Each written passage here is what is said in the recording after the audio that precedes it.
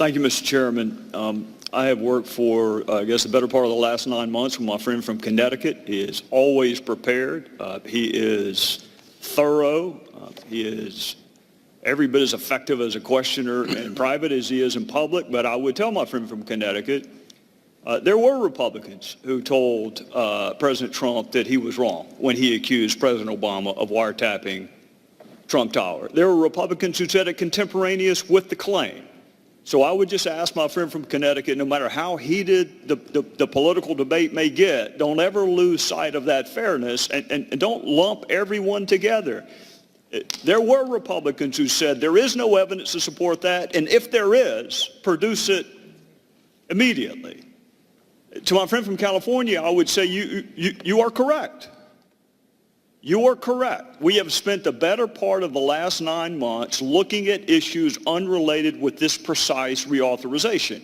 But my friend from California is also experienced and bright enough to know that if the problems can manifest themselves in one surveillance program, they can certainly manifest themselves in another, because it's the same techniques, it's the same principles, it's the same players. So why would we wait until similar problems manifest themselves? Why not fix it before it happens? The issues, the word illegal was used in connection with unmasking.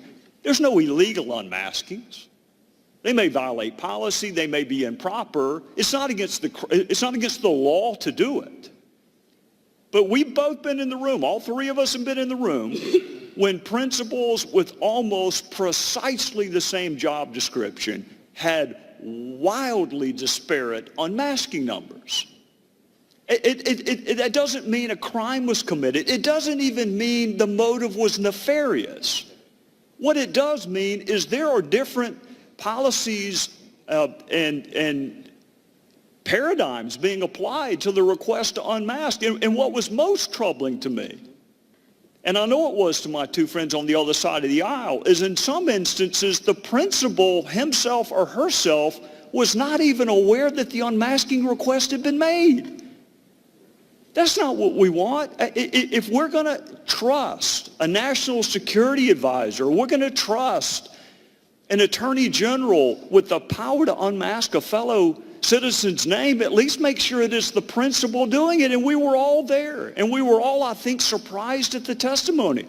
So my question to my friends would be this: why wait until similar problems manifest themselves? This president, unless he is going to mirror Grover Cleveland, is never going to go back through another transition. Unless we have another non-successive presidency, he's not going to go back through transition. So this has nothing to do with President Trump. He's not going to go back through it. It has to do with the next Democrat administration, the next Republican one. And more than that, it has to do, it wasn't 10 months ago, we sat in this room with Admiral Rogers and Director Comey, and we put them on notice that this agreement, this tacit agreement that we have between government and the American people, that we're going to empower you, but you have to be good stewards of that power. And we put them on notice that there were issues. And here we are in December, 8 months later, discussing those very issues. And if they have taken steps to resolve them, those steps have been lost on me. So it is our responsibility to do it. And yes, I will yield to my friend from California. But what I would ask him is, why would we wait until similar issues manifest themselves in this surveillance program?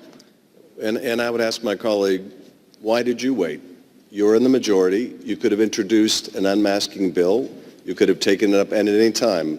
Why wait until this program is about to sunset and try to jam it in the bill if you think this is such a good and important idea? And I'll tell you the answer: because this is a political messaging tool that, if it were in a standalone bill, would not get bipartisan support, but by putting it in a must-pass program. This is the first reauthorization that I have participated in since I've been on HPSI. As my friend from California knows, this is my first time on HPSI. So you're welcome to query my colleagues as to why they haven't done it in the past, but this is my first opportunity to do it.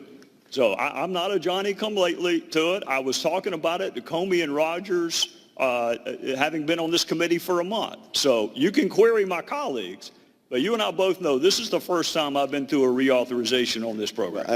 And I'm not questioning my colleagues' good faith here. I'm just saying, if this was as pressing an issue as my colleagues in the majority make out, there was nothing preventing them over the last 6 months from introducing a bill on the subject. But by putting it in a must-pass bill, a must-pass program, the effort is to shoehorn bipartisan support for a partisan narrative, and that is simply not what this should be used for. Time has expired.